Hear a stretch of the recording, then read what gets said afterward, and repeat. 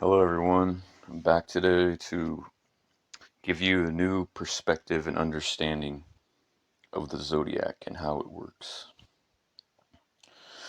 So, I see issues within sidereal and tropical, and let's just get into it and discuss those now. I'd like to discuss sidereal first. Sidereal, the issue with sidereal. Now, when the system we're using was created with Aries as the first, Pisces as the 12th, when this was created, right? Pisces was in the spring, the cardinal spring phase. It was in the beginning part of the spring season. That's when the sun was crossing over that line, and from winter starting spring. So the symbol Aries that you see, the constellation we know, is nothing but it's a symbol that we created to represent that energy, because when we have a physical thing like a ram or a warrior or a scorpion or a man with a pot of water or whatever, these things they're like relatable things to us. We can see them in nature. They represent parts of our own selves. So it gives us like something to use to understand the energies even better, you know. And so that's why Aries is the ram and the warrior and all these things we know. Now, the thing that sidereal astrologers are doing is there's something called the precession of the equinoxes, where every 2,000 or whatever so years, um, these constellations are going to precess. They're going to move into a different space. Okay, so we started out with Aries in this first space. Right now, we are currently about here. We're getting pretty close to Aquarius getting into that first space. We're in the age of Pisces right now. If you go outside and you look, well, of course you can't look at the sun in the constellation, but when the sun, is entering into that spring phase, into that cardinal spring phase, the beginning of spring, it's actually, when you're looking at it, it's in the stars that we used to call Pisces, which Pisces, these are all pretty much dead signs that are being reused. So Pisces is now that first spot. Pisces is now there. And then like in 500 or so years, Aquarius is going to be there. But no matter where, for example, Aries travels, no matter if it's in the fall spaces, the winter spaces, the summer spaces, they're always going to reapply that cardinal fire, you know, cardinal spring phase energy to that constellation. If your sun is in that constellation, but that constellation is over here now, and it's in a whole different quadrant, how the hell are you going to tell me that that's still producing that spring energy, that beginning of spring energy? That makes no sense. These are supposed to be aligned with the seasons in nature. These are cycles of nature, and if you disalign them, then it fucks the whole thing up, and you get confused, and you start following constellations instead of following the energies, which leads me to my next point. Tropical maps out the energies. These 12 spaces in tropical, you see they never change. That's not how it really works.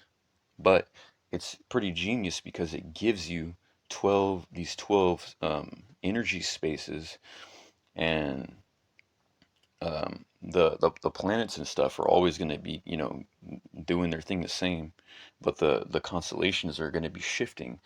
So if the sun is going into this first this first space, it doesn't matter which constellation is actually there. It just matters that the sun is going into that area, that space, that of the zodiac. That's what is producing the energy, not the constellation itself, because constellations are imaginary things we created, you know. Um, So essentially, the thing about tropical that is a problem is they're stuck on the, like they're not using the actual natural positions of the celestial bodies. They're just focusing on the energy spaces. You can use tropical astrology without ever looking at the sky, and it'll work, but there's going to be a disconnection there. And what I'm here to do is to reunite astrology and astronomy into one thing again, and to build a system where we can use the actual sky and it makes sense and it's aligned with the seasons. Okay, so yeah, these energy spaces, they never ever will move. They will always stay like this. The constellations are going to keep moving, but that is it's irrelevant.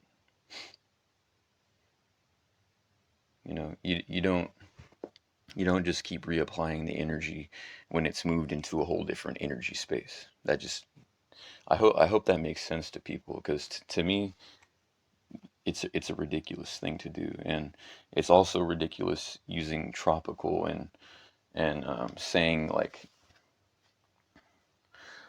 someone was telling me, oh, you don't understand astrology. You don't even I bet you don't even use the real sky. If you use the real sky, then you would go out, because right now, if you're using a tropical chart, you're gonna see that Mars is in Gemini. And she's telling me, if you go outside right now, you would know that Mars is in Gemini with Aldebaran. Well, guess what? Sorry, but I actually do look at the sky. And I know that Aldebaran is not in Gemini. It is in Taurus. It's the fucking eye of the bull, for shit's sakes. And I can also see Mars red ass right above it. It's not in Gemini, what you call Gemini. Okay? It's not even, it, it's crazy. It's crazy. So tropical people, they're sounding funny too when they're telling me that that Mars is in Gemini. It's not in Gemini, okay? It's not in that. It's not in what you think is Gemini. It's not in that. It's not in those stars right now. It's that way on your little fake chart.